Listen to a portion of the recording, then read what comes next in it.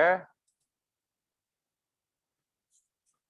And as always, this sort of blocks it a little bit, but just, that's odd.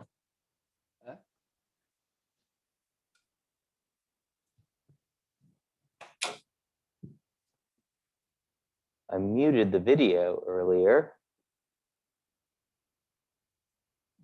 Now it's having trouble going back. Well, could be, but it was on earlier. Oh, it is? Okay, gotcha. What I'm just going to do is cycle the power. And I'm just going to read to you from here because these are just some reading responses from the introductory material. Just, it certainly doesn't cover all of them, but several of you mentioned some confusion about charge and or mass. If you're talking about a particle like an electron that has a charge and a mass, how could it be spread out in a wave? And is there a charge density or a mass density that's spread out? And no, we shouldn't think of it that way. We should think of the wave as representing, as we'll talk about in chapter 1, you heard about in modern physics, the wave represents, it's related to the probability that if you measure the position of a particle, that you'll find it in a certain location. But when you make a measurement and you actually detect a particle, the mass is completely localized, always, and the charge is completely localized. And no one really thinks of the mass and the charge as being not localized before that time. We don't think of it as spread out. We don't think of it as localized or anything, but we know that that wave nature is just representing, it's related to a probability density that when you make a measurement, you're going to find a particle here or there. But every time you detect the particle, at least if you're measuring position, you're going to detect a localized amount of energy being delivered to a screen related to the mass, right? Its momentum is going to depend on its mass. The interaction is going to depend on the charge. And so it's all a local kind of particle-like interaction. Okay, let me just quickly read through a couple of other ones. Maybe other people have comments on these. In regards to waveforms, probability densities, and uncertainty, does this insinuate that the roots of quantum mechanics are inherently random? How come seemingly random and uncertain properties in the quantum world don't translate to our macroscopic world?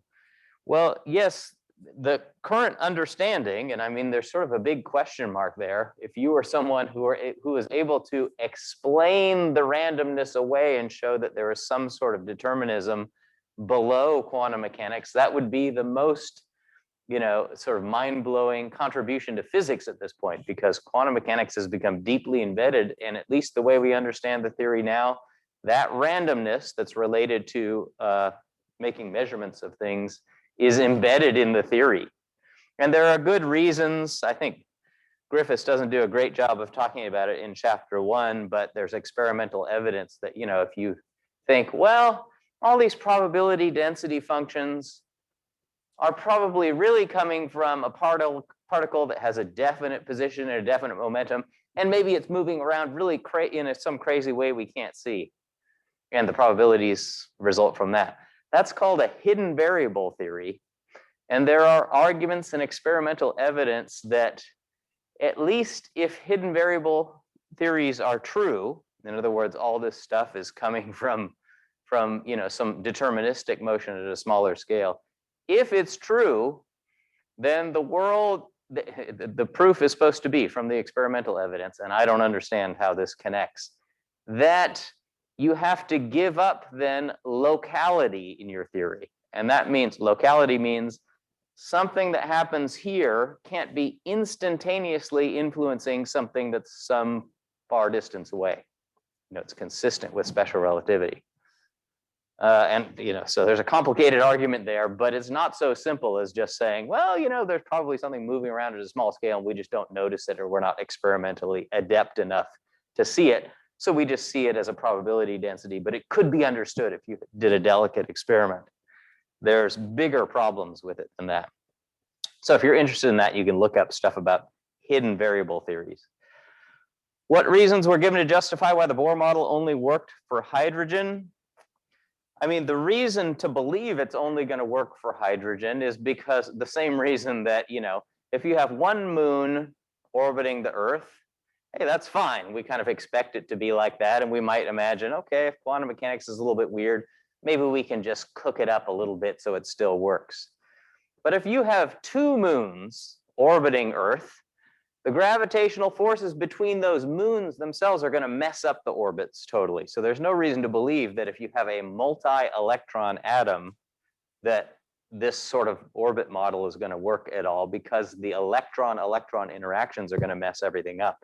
And that's exactly what makes the hydrogen atom so simple in quantum mechanics and what makes helium so complicated. Now, ionized helium, singly ionized helium, where it only has one electron, is just as simple as hydrogen.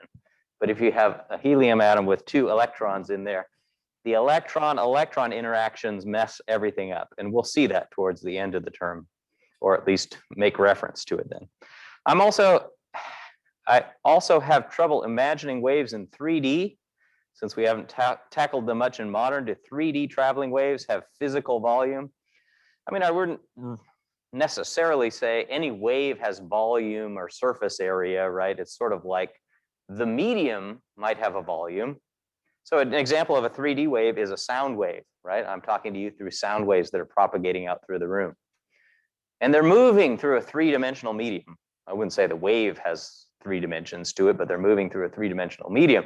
And the wave is evidenced by the motion of those air molecules as the wave passes through it.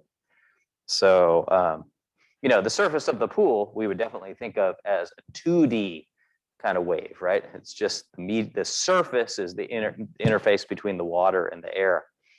But 3D waves, it's like light going through the room. It's a 3D wave too. If a wave doesn't have a localized position, how can it possibly be forced to have a definite position upon being measured? I put these on a while ago, and I've got to remember what it was I wanted to say about it. If a wave doesn't have a localized position, how can it be forced to have a definite position upon being measured? It depends on what you're using to measure it, but you might imagine sending an electron beam or even a single electron through some double slit kind of apparatus, and then putting a phosphorescent screen behind it that could actually detect where the electron is and like glow for a short period of time. Or there are fancier detectors now that actually have a grid, and they're ready. As soon as they get a hint of an electron, they'll actually turn on or be able to tell your computer where to display that a detection has been made. And how can it be forced to have a definite position upon being measured? Well, the claim is that by putting that phosphorescent screen up there, we are forcing it to do that. Now, we're not controlling the phosphorescent screen, but by putting it up there, you find that whenever an electron comes through, you see a little localized blip at one point and nowhere else on the screen. Then you wait a little bit longer. This is a very dim beam, so there's not many electrons coming through, maybe only one electron every 20 seconds. 20 seconds later, you get a blip over here. 20 seconds later, blip over here. You wait a really long time, and you see that density function appear on the screen that has the local maxima and minima of brightness when you kind of average over those. So waves don't have localized positions, but the probability densities that we calculate from the waves tell us about the relative likelihood of some little tiny interaction happening at a particular point. For the classical wave equation, what's the argument that the constant c is the speed of the wave? Someone help me with that. For the classical wave equation, we made the argument that the constant c is the speed of the wave. Now, we didn't talk about group velocity. We talked about phase velocity, but so we'll take it in the context of phase velocity here. For the classical wave equation, the group velocity and the phase velocity are both c. Because if every wave travels at the same speed, and that means if you form a shape by adding together a bunch of waves so that they make some definite waveform, maybe a pulse kind of shape, they'll all move together, and so that shape will just propagate along without deforming as time goes on, because all the individual waves that make it up using a Fourier series or Fourier integral. We'll talk a little bit more about that this term. So what's the argument there? How did we prove that?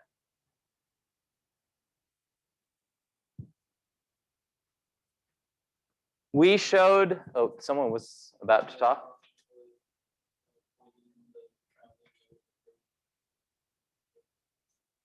Yeah, we found the dispersion relation was omega equals plus or minus ck, and we reasoned that, using the wavelength and the period and relating that to omega k, we reasoned that this was the phase velocity of the wave, so that we can solve this then, that the phase velocity is plus or minus c.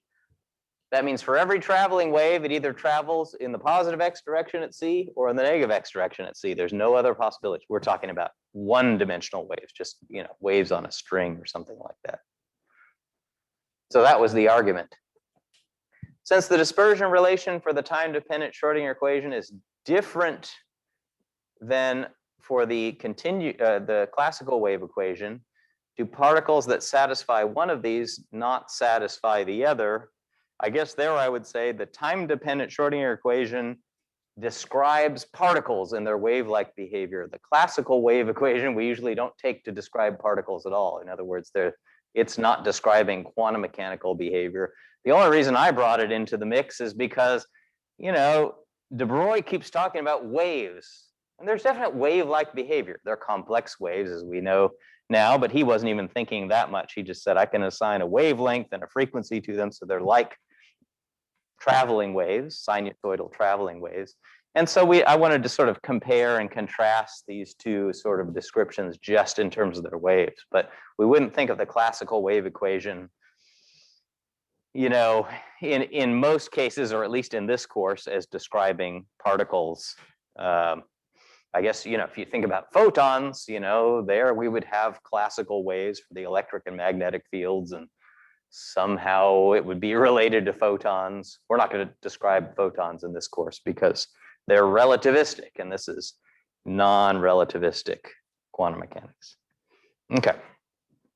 Other questions before we move on to chapter 1? Get into the nitty-gritty of stuff. Oh, again, it's kind of nice because you already understand it, but we can understand it a little bit deeper. Uh-oh. Always worrisome when this doesn't work, but it's just a delay. Okay, so I'm just sort of, if you want to follow along in my notes or whatever, you're welcome to do that. We're going to specialize for the first couple of chapters to one-dimensional problems. And we're only going to consider, at the beginning, single point particles. So a point particle, if you think classically, it has a location.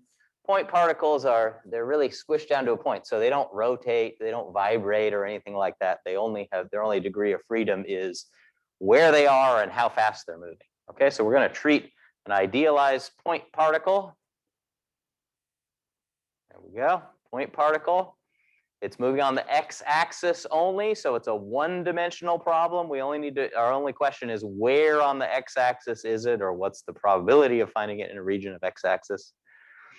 And it's going to be subject to a conservative force. Now, that conservative force, of course, is always due to other particles, right? If I've got an electron somehow pinned on the x-axis, and it's feeling forces as it moves along, those forces are due to other particles, maybe other electrons, right? If I had the electron on the x-axis, and I put another electron here and another electron here, and I put the electron I'm interested in the middle, it's going to feel repulsive forces from those other electrons. So ultimately, that conservative force is from some other particles, but we're going to ignore those other particles. We're just going to imagine, however we got this conservative force, it's because other particles were glued down. Let's not worry about the details.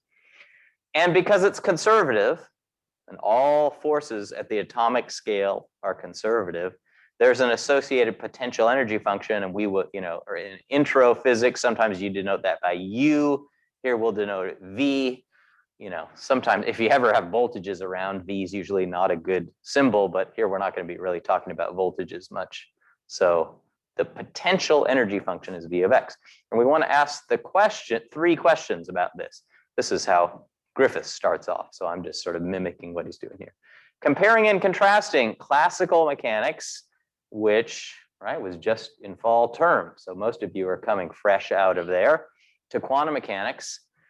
What is a complete description of the state of the particle at every possible time, right? So this particle is subject to some force, maybe it's in a harmonic oscillator potential and it goes back and forth as time goes on. That would be a classical picture. So if you know everything there is to know, that would be a complete description for this particle's behavior as a function of time.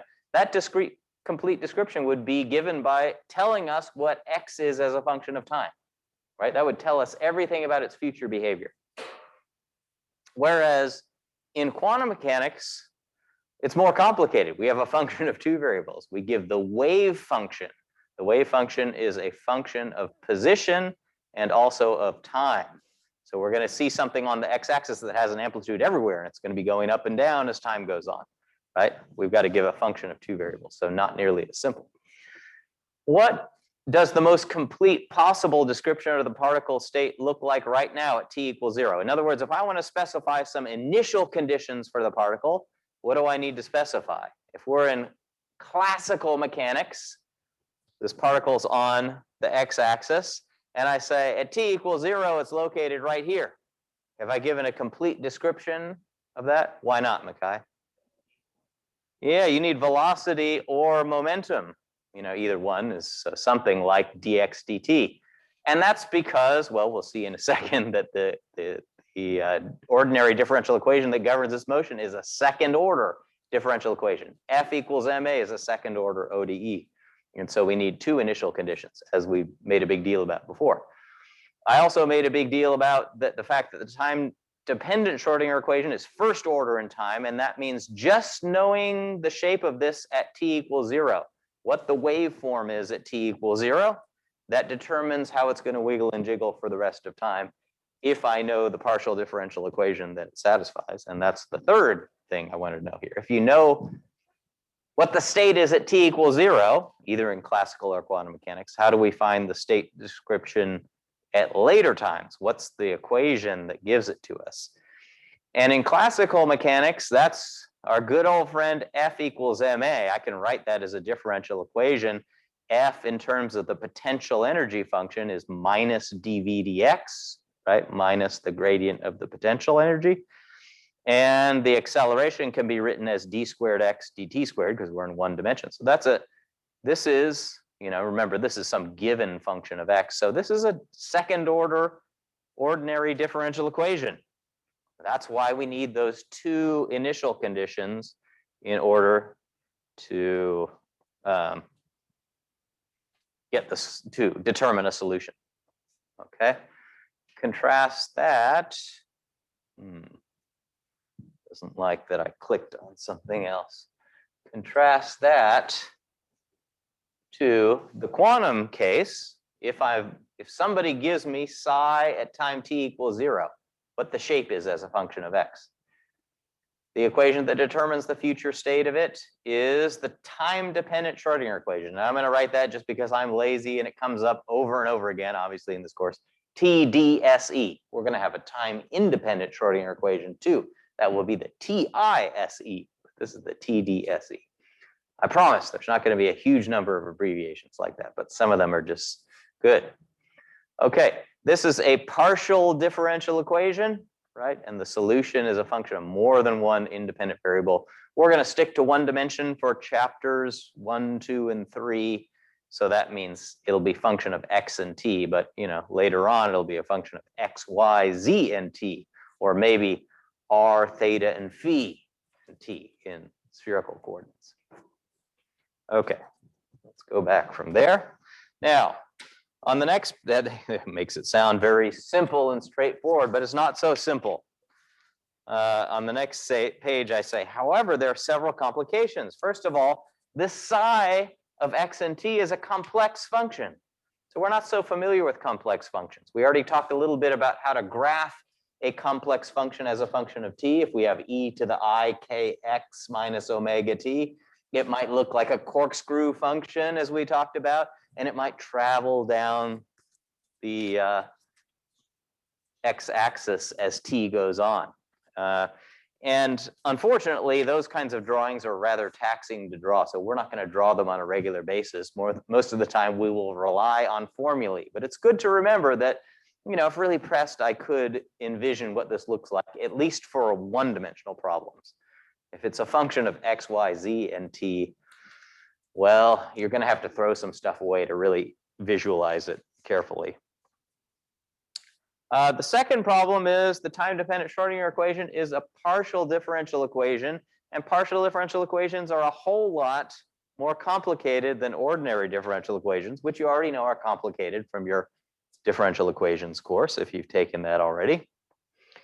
And closed form solutions that consist of elementary functions that match the boundary conditions that we're trying to match almost never exist. It's just a miracle if you can write down some sensible function that isn't written in an infinite series and all that kind of stuff.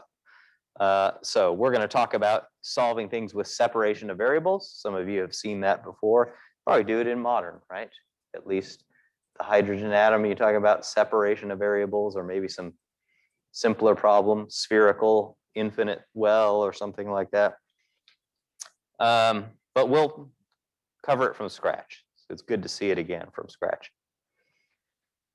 The other thing is that, yes, okay, in principle, we know everything about the future. And again, here, we know everything about the future, assuming no future measurements are made. If someone makes a measurement, you probably know that some randomness is introduced into there, and then all bets are off about predicting the future. But if nobody makes a measurement, in principle, we know everything about psi of x and t.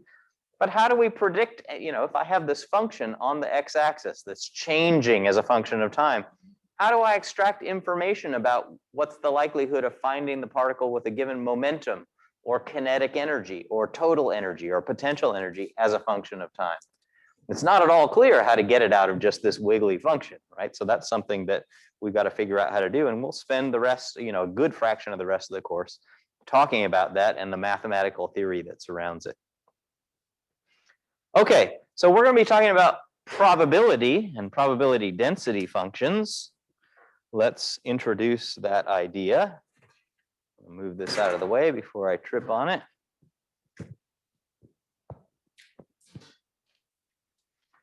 So just to give the idea of a probability density function, let's think about a classical mechanics kind of problem.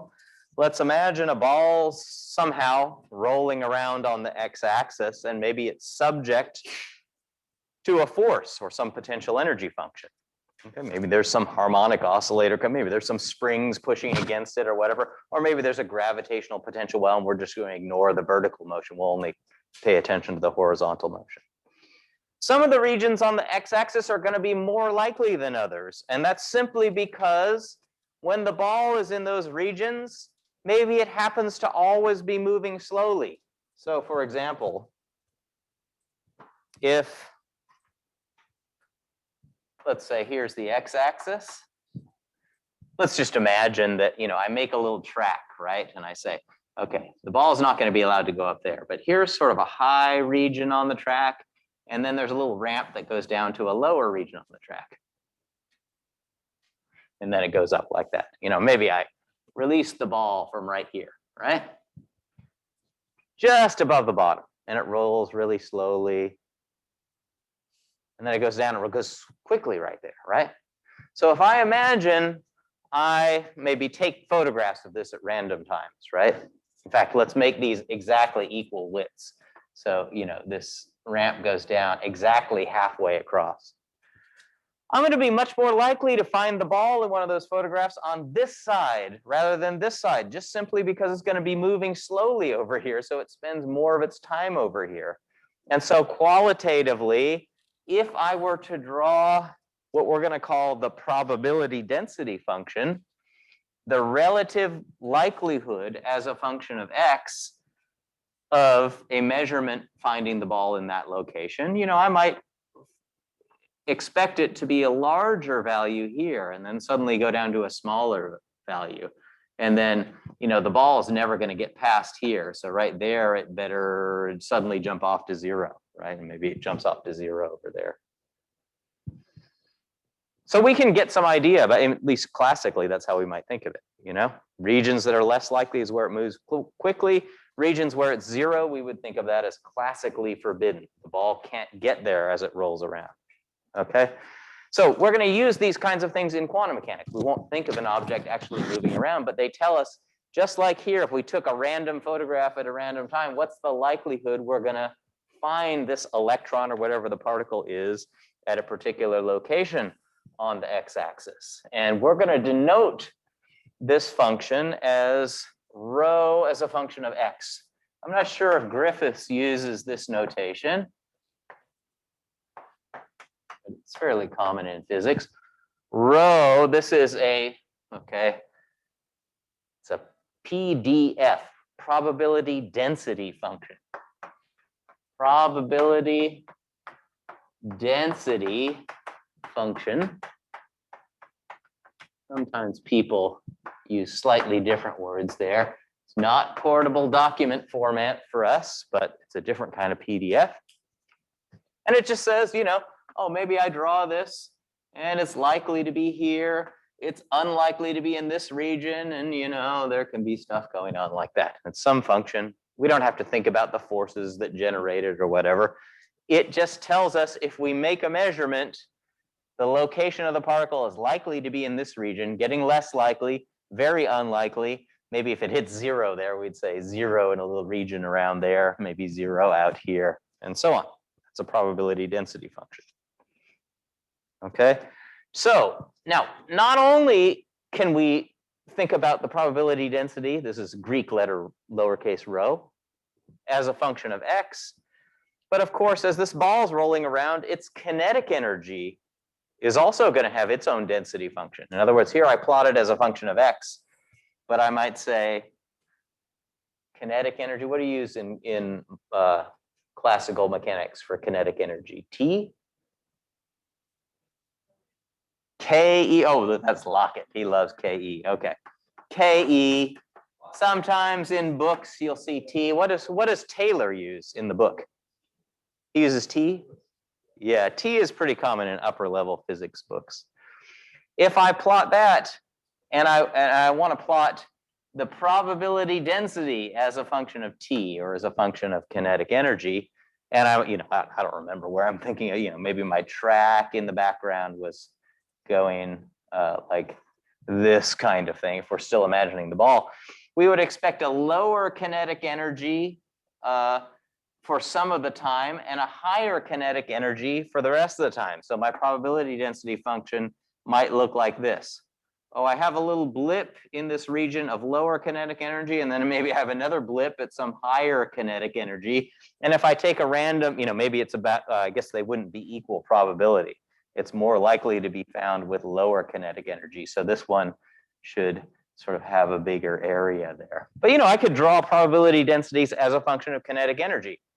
I make a measurement of kinetic energy. What's the likelihood that I find a particular kinetic energy as a function of kinetic energy? And here it's either a small value or a big value.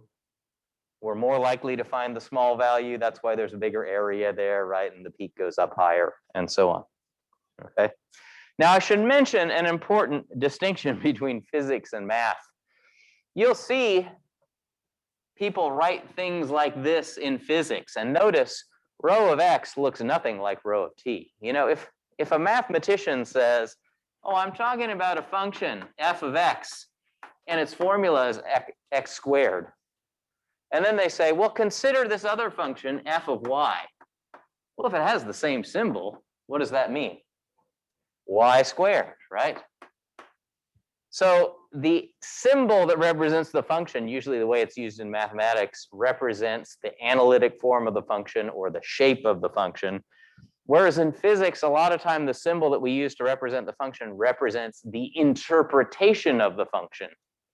I'm using the symbol rho because it represents a probability density function, but I'm not expecting that it has the same shape as a function of t or as a function of momentum or as a function of x.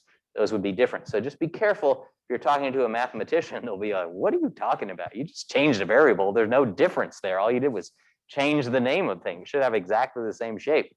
That's not how we use it in physics. You've probably seen that in other physics courses. Sometimes it's a source of confusion. Okay, so we've got probability density functions as a function of momentum, kinetic energy, total energy, potential energy. We could draw all those. All those things are called, I think in classical mechanics, dynamical variables, right? X is a dynamical variable, so is px, so is the kinetic energy T, so is the potential energy. Those are all different dynamical variables. Total energy, which is kinetic plus potential. Okay, so let's think a little bit about this. I've got a note in here to pass out a worksheet. Alvis has this from the website.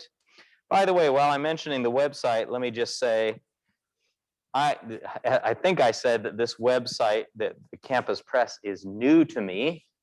And I try to make it so it looks good for me, and I'm always using Chrome. But if you ever find that it looks wacky, please let me know, because I want to make sure that it looks good on other browsers. I haven't looked at it on Safari or anything like that, but it might, something that looks good to me, you just never know how it renders on different browsers. And sometimes I have to write stuff in plain HTML, and I'm not very good at it, and I make it work, but you wonder if it works on other systems too.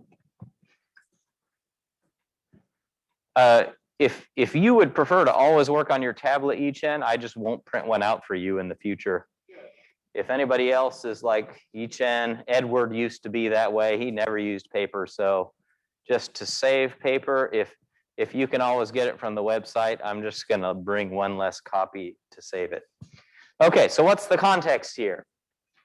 It's the same context we did, except I'm imagining, so a ball's moving around on the x-axis, or maybe it's moving in a potential, gravitational potential well that's like a quadratic function, like a harmonic oscillator potential. We're going to ignore the vertical motion. We're only going to be concerned with its horizontal x location.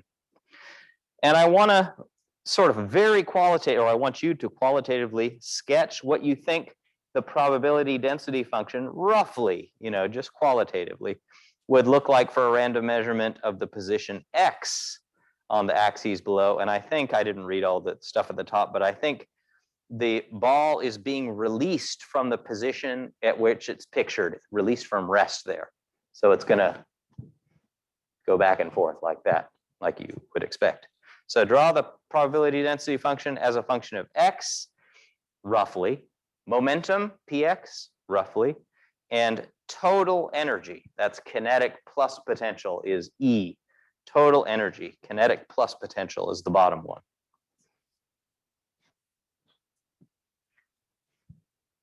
Normally when I do these worksheets, I ask you to work in groups. Now, you're not technically supposed to get close to each other, but if you want to talk to whoever's adjacent to you, whether it be about your confusion about what you're supposed to do, or just to check your work, see, check the details, go ahead and do that.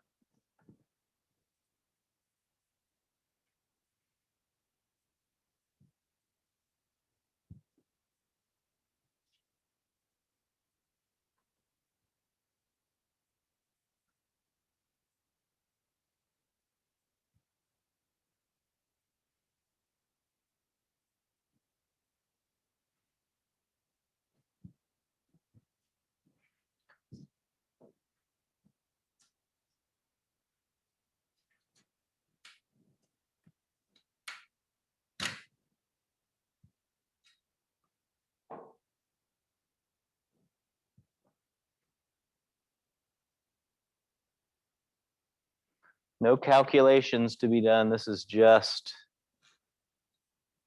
try to get the very rough idea, the same way I was doing the rough idea up here.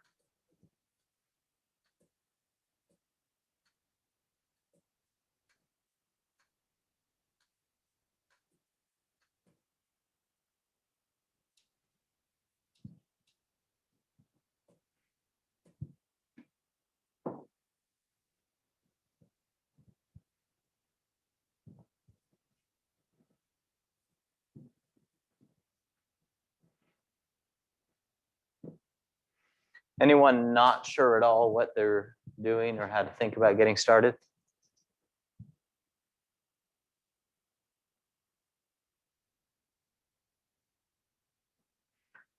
If you're not sure, draw one, compare to your neighbor, see if you have the same shape, discuss the differences.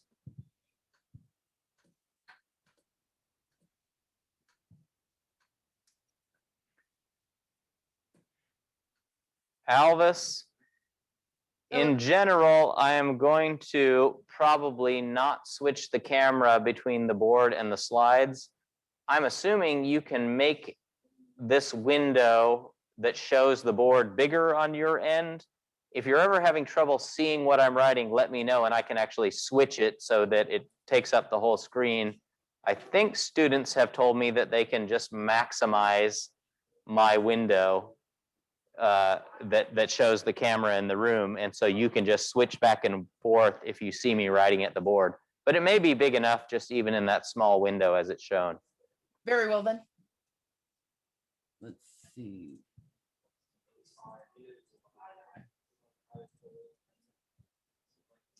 Yes.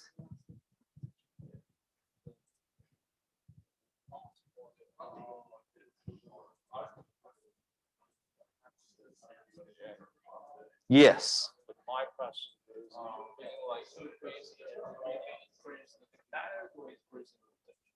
The sum of kinetic and potential. yeah, but if you increase kinetic, that's still increase torque.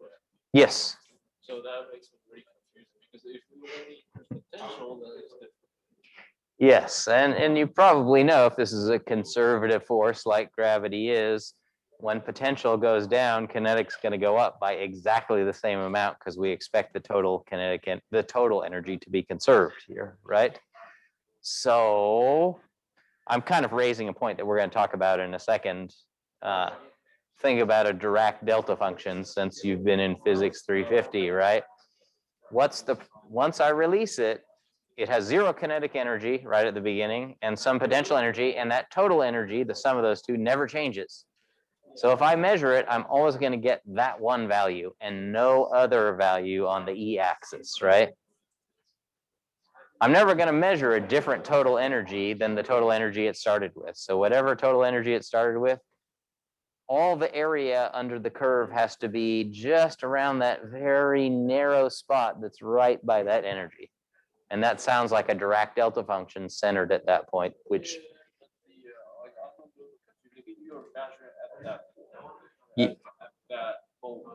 There's kinetic energy. If I measure at the bottom of the valley, that's the max kinetic, so that's nothing. yes. But that I think the probability density function, for example, is not. No, well, I mean, the probability density function isn't a function of time. Yeah, it's a function of energy. So you're plotting, so I say, take a photograph at random times. Each time you measure the energy in one of the photographs, it will be the same. So here on the energy axis, I'm going to get this value, this value, this value, all photographs right here. Now, if I want, if I were getting them all over the place, I might have a bell-shaped curve. But if I'm getting them at one place, it's like 0, 0, 0, huge spike, 0, 0, 0, 0. Yeah. Mm-hmm.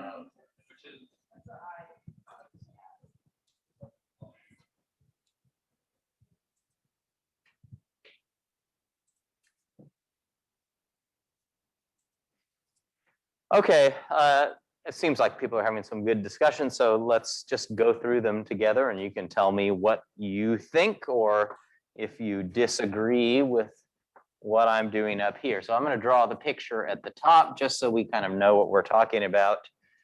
Here is the potential, or at least the well that this thing is rolling back and forth in, and let's suppose it's released from rest right there. So it's going to, go down and go up and turn around right there, right? I'm never going to find it out here on the x-axis, right? Because that's the classically forbidden region. It can't get over there. There's no tunneling. We're talking about classical mechanics here, not quantum mechanics, right? So if I wanted to draw the probability density function as a function of x, we're not going to use the rho notation too much in this course, but rho as a function of x. I know, this is the region on the x-axis that is classically allowed only in here. the probability density function has to be 0 outside of there, because the ball's never going to be there. And that means if I take 1,000 random photographs, I'm always going to see it in this region, right? And what I'm going to do is just bin those photographs and try to get a rough histogram and then draw a smooth curve through it. All right, what's the rough shape I should be drawing here? Yeah, I mean, I don't know exactly what the shape is, but it should go down in the middle because it's going to be going fastest here. Where it's going fastest, we're less likely to find it. When it's going slowest, that's near the turnaround point, it should be largest. So I'm expecting, I don't know if it's exactly a parabola. It goes up like that, and then it's got to shoot down to 0. There. So something like that. I wouldn't make this go down to 0. There's still some finite probability of measuring it in that region. It's not like it's going to 0. Any questions about that one? All right, momentum as a function of px. What is rho as a function of px? Again, apologies to the mathematicians. We're using the notation differently, but it's sort of useful to have a reminder of what the meaning of the function is in the name of the function. What do you think? Is it only going to be in this region? Right here? No, I mean, this is the px axis. This is the x-axis. I wouldn't know why they would be related at all, right? I mean, they're totally different axes. What do you think? Yeah, or around 0. In other words, where is it going to have 0 momentum? Right at the 2 turnaround points, right? It's going to have 0 momentum there. And that's at both of those 2 turnaround points, right? It momentarily has 0 momentum, and those are high probability places. So maybe it's sort of got a large probability centered around px is 0. Some of the time it's going in the plus x direction. That's a positive px. Some of the time it's going in the negative x direction. That's a negative px. So it should be both positive and negative values. And certainly the biggest positive and biggest negative values of px are going to be when it's passing the middle there. It's some finite value there, but there's some value of px that it never gets bigger than, and that's whatever value of px it has at the very bottom, right? Both positive and negative. Outside of there, it can't get beyond there. And I'm not sure exactly what it's going to look like, but I know that that's going to be relatively less likely than this one because it's going faster at the bottom. It's going slower here. So it should, somehow go down and go to 0. I'm not claiming that I've got the exact shape of the curve there. I'm just trying to get us to think about what these mean. You're taking 1,000 photographs and you're saying at each one of the photographs, what was px, positive or negative or 0 or exactly what? Bin them in a histogram and see what the rough shape is.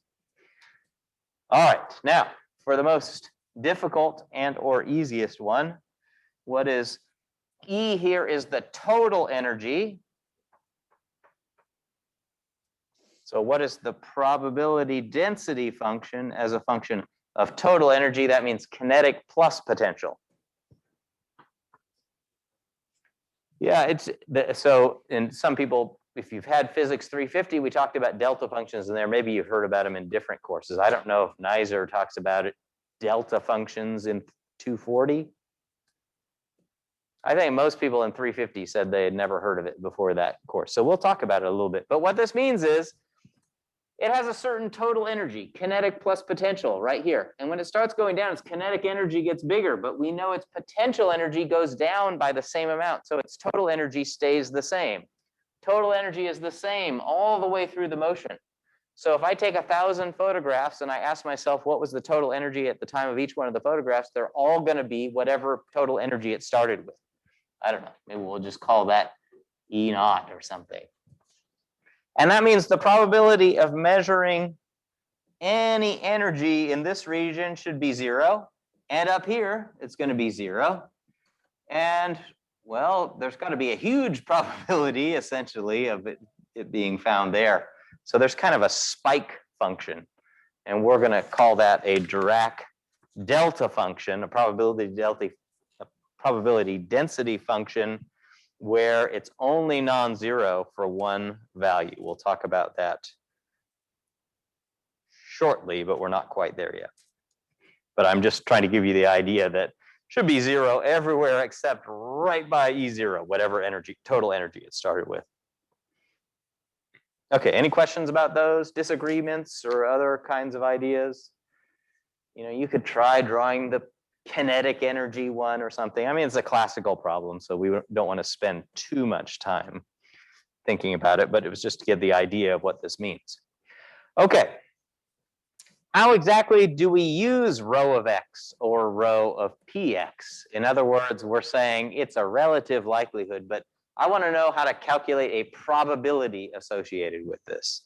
And the interpretation is the following. Sometimes people make this statement that sounds a little bit ambiguous, but we'll sharpen it up a little bit. They'll say the words, well, I think I've got it. No, maybe I don't have it on there. They'll say something like rho of x times dx is the probability of a position measurement. You know, maybe that means we take 1,000 random photographs and, you know, assess what the position is at each one of those photographs. What's the relative probability of a position measurement being in the range x to x plus dx? Well, that, you know, mathematicians wouldn't like this because dx is technically infinitesimal, and so we can recast this in terms of an integral. What it really means is this statement means the same thing, that the integral from x equals a to b of rho of x dx, that's the area under the rho of x curve between a and b, is the probability of a position measurement. I don't want to write all that stuff. In the range x between a and b. A less than x less than b. Doesn't really matter if we assume it's a continuous function. It doesn't matter if we put the equals on there. Okay, so that means if we've got rho of x plotted as a function of x, and you know, maybe it's sort of a Gaussian kind of function, and here's a and here's b.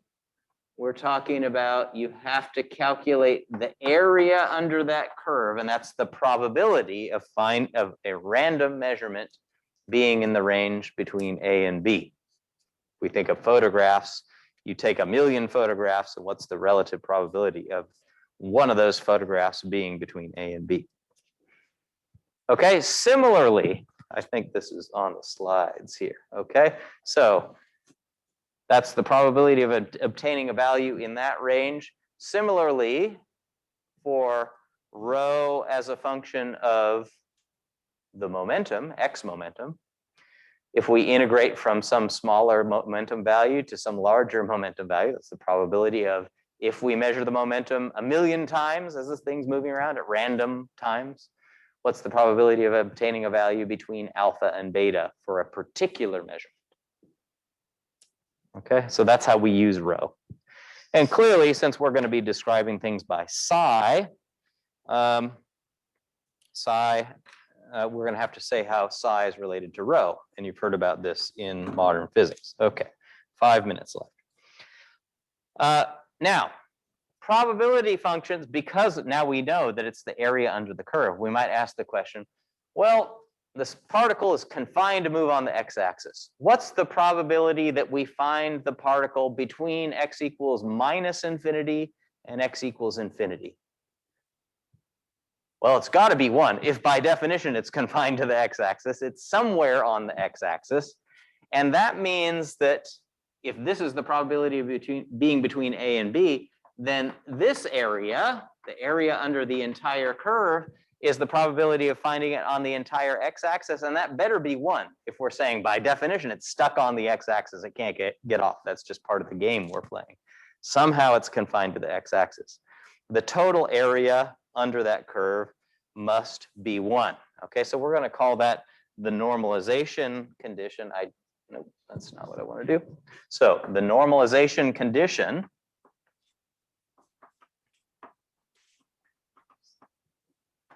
condition for rho of x is that the integral from minus infinity to infinity of rho of x dx better be equal to 1. Now, sometimes someone will give you a function and they'll say, oh, it's sort of the relative probability. And you integrate it from minus infinity to infinity, and it isn't equal to 1. And you've seen this in modern physics, I'm sure, except you expressed it in terms of size. So suppose someone gives you a function f of x. Someone says, f of x is a, and I'm going to put in scare quotes, PDF. It's not really a probability density function because it's not normalized. When you do this integral on f of x, the integral from minus infinity to infinity of f of x dx, you get some value a. Now, if it's not a PDF function, of course, a PDF function better not be negative anywhere. It better be real, better not be a complex number, right? If somebody says, you know, suppose this had a value near I in some region and you integrate it and you get an imaginary number. Nobody knows how to interpret an imaginary probability or a negative probability. And so this probability density function must be real and non-negative. The same thing has to be true for this f of x. It's not quite a probability density function, but it's still got to be real and non-negative if it's even potentially going to be turned into one. If this integrates to a, we could say, well, you know, this has the right shape, but it just doesn't have the right area under the curve. And it certainly is true that if I divided both sides of this equation by a, if I divide this side by a, I get 1. And if I divide this side by a, I can just put over a 1 over a there. So if f of x is a PDF and it isn't normalized, then whatever that integral is multiplied, the reciprocal of that integral times that f of x really is a PDF. Probability density function. Okay, so that's how we normalize probability density function. Okay, let me just make sure I'm not running over here. It's 1:39. Our next order of business, which we won't do right now, is to discuss that weird probability density function that we had for E, or maybe if I say, here's a different situation. I have the x-axis, I'm going to roll a ball on it, and we're going to talk about the probability density as a function of x. And instead of rolling it at all, I just let the ball sit at this one location. Right? And you take 1,000,000 photographs and you say, what's the relative probability of finding the ball over here? 0. Here, 0. Here. Well, yeah, the probability is 1. The relative probability is, you know, it's hard to say. The area under the curve should be 1. So the question is, how, if I've got only, if the probability density function, rho of x, for that stationary ball that's just sitting here at x0 on the x-axis, if it's got to be 0, 0, 0, 0, 0, 0, 0, 0, there's got to be some sort of spike there. And also, the spike has to have area 1 under it if it's going to be normalized, right? And this is not a real function. It actually, to have area 1 under it, has to go up to infinity. And it's not even a real function. Functions can't have infinity as their output. But it's got to go up really high if it's really narrow, right? And it's going to have area 1 under it. And it's given the name of a kind of Dirac, after your old friend from modern physics. I assume you talked about Dirac there. Delta function. And we'll discuss the properties of this next time. It's given the symbol delta of x minus x0. Just, it's called a delta function because Dirac presumably used the symbol delta as the name for the function. Okay, so we'll talk about the properties of that next time, and then also next time on Monday, we'll be talking about the relationship between the wave function and rho. In the future, we're not going to mention rho too much. We'll be concerned more directly with the wave function psi of x and t. All right, any questions before we break? I think it's time to go. Is that right? 1:41, yeah. Okay, I think on the website, if I remember correctly, I put the rest of the chapter 1 reading on there for this weekend. So do that. You'll find in my presentation, I've jumbled things up a little bit relative to Griffiths because I thought the story worked better. But I would read them both and get 2 different perspectives on it. You know, for some reason, I just thought his introduction of the ages of people in a room was a little bit more confusing than it needed to be. And so I'm just going to explain things in a little bit of a different way, but cover the same